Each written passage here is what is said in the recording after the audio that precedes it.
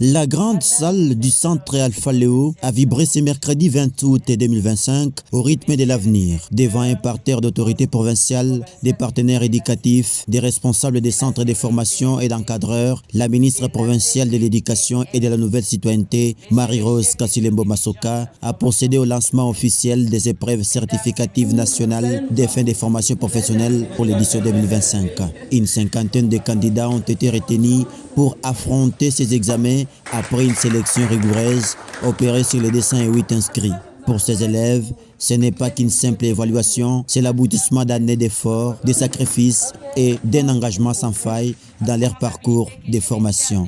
Représentant le gouverneur des provinces, la ministre Marie-Rose Kasilembo Masoka a livré un message fort et porteur d'espoir. Dans son allocution, elle a rendu un vibrant hommage au président de la République, Félix Antoine Tshisekedi Tshilombo, pour avoir fait de l'éducation une priorité nationale, tout en saluant l'implication constante du gouverneur Christian Kitungwa Muteba dans la recherche des partenaires pour le développement du secteur éducatif dans les Tanganyika.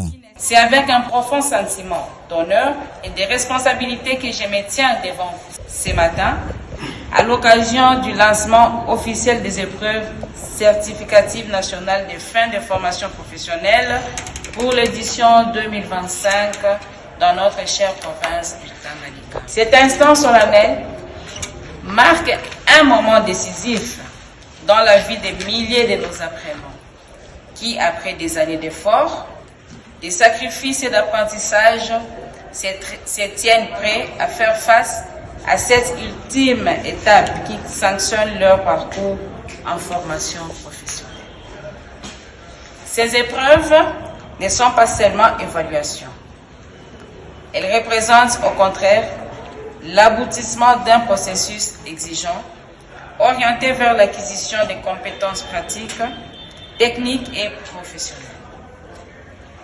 Ce sont ces compétences qui permettront à nos jeunes de s'insérer efficacement dans les tissus économiques, de créer leurs propres opportunités et de contribuer activement au développement de notre province et de notre cher pays.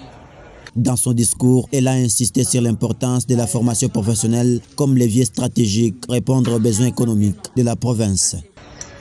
Notre province du Tanganyika, riche en ressources naturelles et à potentiel humain, a besoin d'une jeunesse qualifiée, compétente et innovante.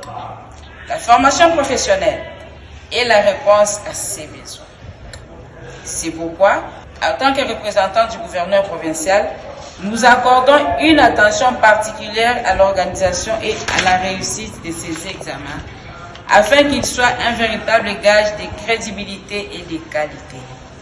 La ministre a également transmis les encouragements du gouverneur aux candidats, les exhortant à aborder ces épreuves avec confiance et sérénité. Elle a procédé à la distribution des carnets d'items aux élèves tout en les appelant à travailler sans peur et avec détermination. Son Excellence, Monsieur le gouverneur de province, je vous souhaite une bonne chance et vous informe qu'il est toujours avec vous. Et le gouvernement provincial est prêt à vous accompagner. Merci beaucoup et bonne chance. Les coups d'envoi donnés à Kalemi marquent le début des épreuves certificatives sur toute l'étendue de la province du Tanganyika. Ces examens, au-delà de leur caractère académique, représentent une porte ouverte vers l'autonomie professionnelle et l'intégration économique des jeunes.